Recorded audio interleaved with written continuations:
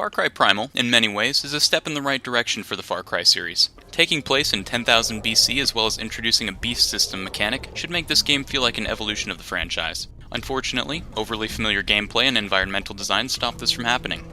You play as Dakar, a caveman part of a tribe known as the Wenja. After an opposing side called the Udam attempt to destroy his newly built village, Dakar sets out to stop them and make his fellow Wenja warriors stronger in the process. The story here is nothing too complicated and serves as a simple motivation for you to move on to the next mission. What's impressive is the choice to have every line of dialogue to be said in a language created by the developers, with subtitles used as a means to understand. This may be the reason as to why the story itself is nothing original, but it works extremely well to the overall atmosphere of the game. If you've played a Far Cry game before, then you'll know the basics of the overall gameplay here. There's a huge map, you capture outposts to unlock fast travel, hunt animals to craft better gear, and decide which mission objectives to go to first. The newest addition here is the Beastmaster system, which allows you to tame multiple animals, such as a bear or a sabretooth, and command them to move to a predetermined area, attack an enemy, or have you ride them if you get too tired of running. This is an incredibly fun mechanic and becomes immediately addicting.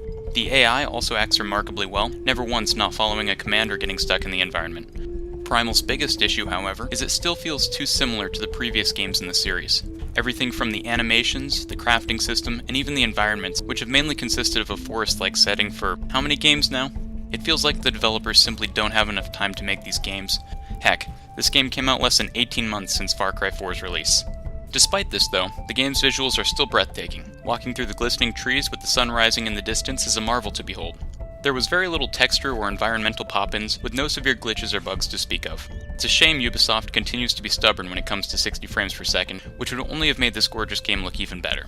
Another improved aspect is the sound design. Rather than weapon impacts all sounding familiar, each one gives a unique crunch or thud when hitting an enemy, especially when you pull off a headshot.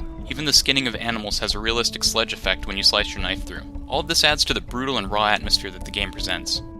Far Cry Primal is still an enjoyable game that has plenty of content to last dozens of hours. Introducing new elements such as the Beastmaster system and the drastic difference in time period is a step in the right direction in order for this franchise to feel fresh.